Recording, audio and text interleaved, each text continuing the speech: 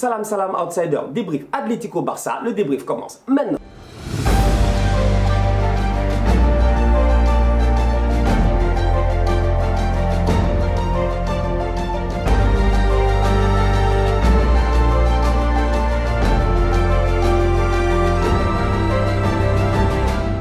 L'Atlético gagne aujourd'hui 1-0 face au Barça en toute honnêteté, victoire méritée de la part des Colchoneros de Cholo Simeone. Pourquoi ils l'ont mérité? Parce que sincèrement, d'abord il faut commencer par le commencement. Ça fait 10 ans ils n'ont pas battu le Barça à domicile. Ça fait 10 ans ils n'ont pas battu le Barça à domicile. Je répète, la dernière fois que l'Atlético a battu le Barça à domicile, c'était le 14 février 2010.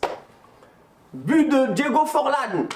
On jouait à Vicente Calderón, c'était même pas le Wanda Metropolitano. C'est pour dire à quel point Cholo Simeone, ça fait des années, je dis bien, qu'il est en train de courir après une victoire contre le Barça à domicile. Aujourd'hui, ils ont réussi à gagner 1-0, c'est tout à son honneur, on va revenir là-dessus. À un moment donné, j'ai d'abord envie de parler de Ronald Koeman. Parce que sincèrement, le 11 de Ronald Koeman aujourd'hui, il est cohérent. Il est cohérent. Je vois Pedri titulaire et je me dis, mais attends, Pedri, c'est normal qu'il soit titulaire. Pourquoi? Parce que Pedri, cette saison, quand même, qu'on le veuille ou non, il a été intéressant. Le problème avec Pedri, il est simple, c'est que Pedri, il est intéressant, mais dans les grands matchs, il se cache. Et il se cache, Pedri se cache. En première mi-temps, je cherche Pedri, je ne le vois pas. On dirait qu'il n'est pas sur le terrain, ou bien on dirait qu'il refuse ses responsabilités. Il ne veut pas du ballon. Le seul qui demande le ballon, c'est qui? C'est Ousmane Dembélé. Le seul qui virevoltant, c'est qui? C'est Ousmane Dembélé. Là encore, tu vois, quand Soufati leur a manqué. Antoine Griezmann, il est en attaque, il ne sert absolument à rien. D'ailleurs, Antoine Griezmann, il faut qu'on en parle. Parce que dernière trêve internationale en octobre. Vous avez peut-être oublié, moi Stan Diop, j'ai pas oublié. Antoine Griezmann est parti avec l'équipe de France. Il a dit quoi là-bas? Que Didier Deschamps le connaît, que Didier Deschamps sait où le faire jouer. Il est revenu, on l'a fait jouer en pointe, je me rappelle très bien, face à Getafe, vous avez perdu 1-0. On revient de trêve internationale. C'est quoi l'autre scandale? Antoine Griezmann, c'est son oncle qui parle maintenant. À un moment donné, Antoine Griezmann, sincèrement, gère ta famille. Gère ta famille, je dis bien gère ta famille, parce que c'est pas possible. Le Barça aujourd'hui ne peut pas gagner sereinement. Le Barça aujourd'hui ne peut pas jouer sereinement en sachant pertinemment qu'il y a trop de problèmes extrasportifs. Cet été c'était Bartomeu, après c'était Messi, après c'est X, après c'est Y, le tonton de Griezmann, la tante de Griezmann, le frère de Griezmann. Tout le monde parle dans cette famille-là, mais sincèrement, faites des efforts, c'est pas possible. Messi, même pas il est revenu de trêve internationale, même pas il a atterri avec l'Argentine, on lui met des coups de pression. On lui met des coups de pression. C'est-à-dire que vous voulez qu'Antoine Griezmann, il joue bien comment dans ce club-là? Comment est-ce qu'Antoine Griezmann peut bien jouer dans ce club-là alors qu'on est tous conscients aujourd'hui qu'il y a un malaise Antoine Griezmann dans cet effectif-là? Je suis désolé aujourd'hui, Ronald Koeman, après ce qu'il a dit en conférence de presse, Antoine Griezmann ne devait pas être titulaire. Je pensais qu'il allait être cohérent avec lui-même. Il le lance dans le match, à part une tête mollasse, il n'a rien fait. Ousmane Dembélé a été très intéressant aujourd'hui dans le jeu. Le problème, c'est qu'il était la seule solution au niveau du Barça. Aucune autre solution offensive, aucun autre joueur capable de dynamiter le jeu. Attaquer Messi ne sert à rien. Comme j'ai dit, Messi, il ne peut pas se taper 10 heures, 15 heures de vol, aller en trêve internationale, revenir et tout le monde se dit, waouh, il va porter l'équipe. C'est pas possible. Donc à un moment donné, sincèrement, je dis à Ronald Koeman quand même, fais des efforts. Les Alenia, les Ricky Puig, tout ça là, ils sont où? Ils sont où? Les boys qui sont pas allés en trêve internationale, qui pouvaient jouer ce match-là, ils sont où? Durant les 15 derniers jours où tous les autres étaient en trêve internationale, les autres, ils sont bien venus à l'entraînement. Ils sont bien venus à l'entraînement quand même. On a vu les vidéos d'entraînement quand même. Pourquoi ils ne jouent pas? Pourquoi il ne joue pas? Pourquoi Coutinho ne joue pas? C'est-à-dire que Ronald Koeman, des fois, moi, je ne comprends pas le tonton néerlandais, là. Des fois, il fait des trucs, je ne comprends pas. Mais sois logique avec toi-même. Je suis désolé. Aujourd'hui, il perd 1-0, mais en partie, c'est à cause de Ronald Koeman. Ronald Koeman, sur ses choix, ils sont toujours douteux. Ronald Koeman et Cholo Simeone, c'est deux joueurs qui ont joué l'un contre l'autre. L'un a été à l'Atlético Madrid, l'autre a été au Barça. Koeman, on le connaît très bien, c'est le défenseur le plus prolifique de l'histoire. Personne n'a marqué plus de buts que Ronald Koeman. Donc Koeman, techniquement parlant, il doit savoir quand même jouer au football. On le sait, il sait jouer au football. Si le Barça a gagné sa première Ligue des Champions, c'est sur un coup franc de qui? De Ronald Koeman. Donc aujourd'hui, il n'y a aucun problème par rapport à cela. Moi, là où j'ai un problème en tant que tel, c'est que Cholo Simeone, que tout le monde attaque ici en disant que c'est un style défensif, blablabla et tout, ben Cholo, ces temps-ci, il joue au football. Il joue au football. Franchement, il joue au football. Vous avez vu l'équipe de Cholo Simeone. Vous avez vu aujourd'hui le match que l'Atlético a sorti. Vous avez vu João Félix, comment il a été sensationnel. Mais sincèrement, en toute honnêteté, je suis désolé, mais il faut dire les choses telles qu'elles sont. Je ne pensais pas qu'un jour, j'allais voir Messi sur un terrain et un autre joueur le surplomber. le surpasser. Joao Félix, il a été 20 fois meilleur que Messi. Tout ce que Messi fait, c'est ce que Joao Félix a fait aujourd'hui, mais 15 fois mieux. Son mouvement a été parfait, sa connexion avec ses joueurs. En fait, Félix a l'impression que, je sais pas, c'est l'huile de moteur. C'est l'huile du moteur. Le moteur était déjà là, mais il fallait de l'huile en fait pour que le moteur il fonctionne encore beaucoup plus vite et encore beaucoup mieux. Et aujourd'hui, c'est ce qu'amène Joao Félix dans cette équipe d'Atlético là. En toute honnêteté, sa performance, elle a été sensationnelle. Que dire de Saúl Ñíguez au milieu de terrain? C'est-à-dire c'est des boys formés Atlético. C'est des boys qui vivent Atlético. C'est-à-dire que Cholo Simeone, à un moment donné, comme je disais tout à l'heure de Mourinho, c'est-à-dire que Mourinho, il a un effectif de guerrier. Cholo Simeone, il a un effectif qui lui ressemble. Des Saúl, des Koké, des Félix, et que dire de Jan Oblak dans les buts. 92% cette saison, 92% de balles arrêtées. Mais vous êtes étonné qu'aujourd'hui Oblak ne prenne pas de but, d'autant plus que tu te rends compte qu'au Barça, il n'y a personne pour frapper. C'est-à-dire que les deux actions les plus dangereuses, si je ne me trompe pas, du Barça, elles viennent de qui? De Clément Lenglet. C'est quoi? C'est un défenseur. Mais quand même, il y a des points d'interrogation à se poser. Je suis désolé aujourd'hui. Les fans du Barça qui sont là en train de rêver, de parler et tout ça, là, j'ai envie de vous dire, les gars, parlez à votre coach. Parlez à votre coach. Parce que votre coach, il est en train de forcer avec un 11 de départ qui techniquement, n'est pas mauvais. Mais à un moment donné, retour de trêve international, fait tourner. Et ça, il ne l'a pas fait. Joao Félix est un top player et cette saison, il est en train de confirmer. Match après match, il est en train de confirmer. Match après match, il est en train de nous bluffer. La paire Joao Félix et Luis Suarez, je m'attendais à la voir aujourd'hui. Dommage, Luis Suarez, il a attrapé le Covid. J'espère que vite fait, il va se remettre sur pied. Qui était là? Diego Costa. Donc du coup, tu te rends compte que Cholo, en termes d'attaquant, il n'en manque pas. Mais d'autant plus que Cholo, aujourd'hui, il a un boy qui est dangereux. Marcos Llorente.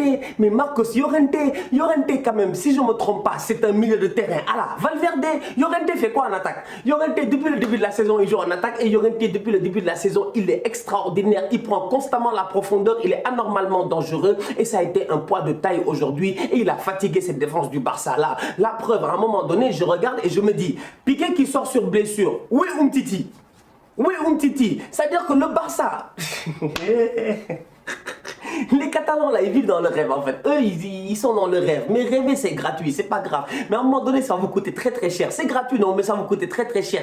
Vous vous rendez compte que vous avez un gars qui s'appelle Samuel Umtiti, qui est de retour à l'entraînement, mais tu as l'impression que lui, je sais pas, il est blessé à moitié, il est blessé, je comprends pas. Umtiti, tu le vois à l'entraînement, il court non? Il court non? Mais qu'est-ce qui l'empêche d'être sur un terrain de football aujourd'hui? Umtiti, depuis 2 ans, il n'a pas joué au football. Depuis qu'il est champion du monde, on l'a pas vu. Aujourd'hui, Piqué est sorti sur blessure, l'Anglais a fait un match correct, mais je m'attends à ce que Umtiti, quand même, à un moment donné, il rentre dans cet effectif-là et qu'il revienne au top niveau. Aujourd'hui, le Barça perd face à l'Atlético, je dis, c'est une victoire qui est normale. C'est une victoire qui est normale de la part de l'Atlético. Parce que l'Atlético Madrid aujourd'hui, ils sont venus avec un effectif qui a été complet. Oblak, il est très bon. Le coach, il travaille dur. Les attaquants, il n'y a aucun problème. Joao Félix, c'est la star de l'équipe. Il a fait un match de restart de l'équipe. Mais regardez-moi cet effectif-là et comparez-le à un Barça où tu as un Ter Stegen qui sort. J'ai pas compris. Pourquoi il est sorti?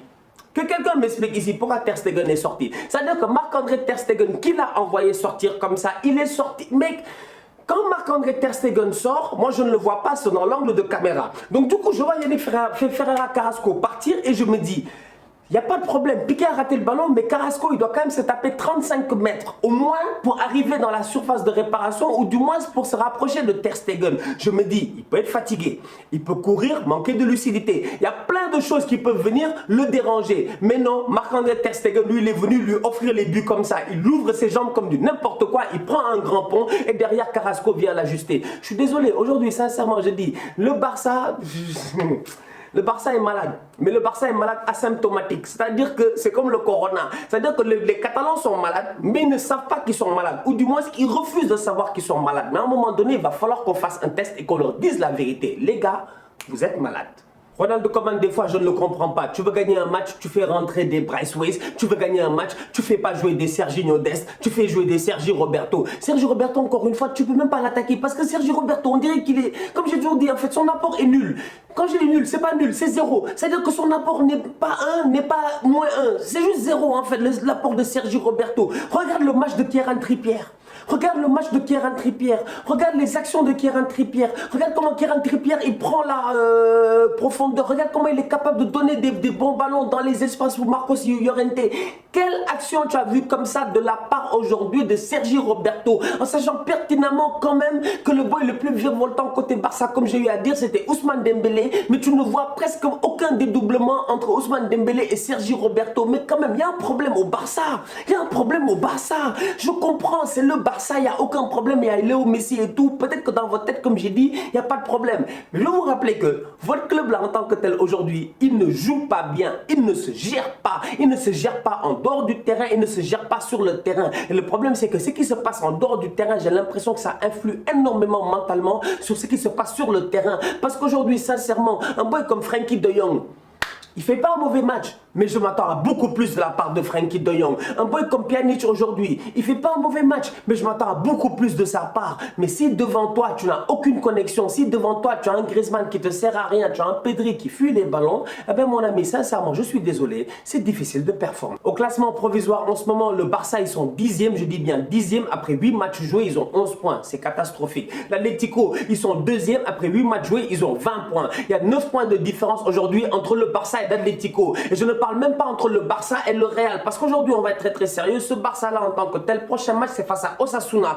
Osasuna, ils ont le même nombre de points que vous. Osasuna, dans leur tête, en ce moment, ils sont en train de se dire, nous, on va venir, on va essayer de se venger. Parce que les Barça Osasuna, on s'en rappelle très bien, les anciens, ils savent. Barça Osasuna, 2014, 2015, 2016, c'était des 5-6-0. C'était le temps où Messi était méchant, Messi était fâché. Aujourd'hui, je pense que le Barça peut chuter face à Osasuna. Le Barça devra faire attention face à Osasuna. Le Barça doit gagner face à Osasuna. Mais tout dépend, je dis bien, de plein de facteurs. D'abord, les facteurs extrasportifs. En dehors du terrain, il faudrait que les gars, ils se calment. Il faudrait que les gars, ils se posent. Il faut une cohésion, une solidarité. Et ça, je ne le vois pas au Barça. Je ne le vois pas au Barça. Je ne vois pas de cohésion, je ne vois pas de solidarité. Et en plus de ça, tu as un coach qui n'arrête pas de placardiser des boys de la Masia, des boys qui doivent jouer au football aujourd'hui, des boys comme des Alenia, des Ricky Pucci et tout, des boys qui méritent, je dis bien, d'avoir du temps du jeu. Mais aujourd'hui, il ne les fait pas jouer. Tu veux gagner un match, comme je dis, et tu fais rentrer Bryce Weiss. Mais c'est quoi ton objectif dans la vie?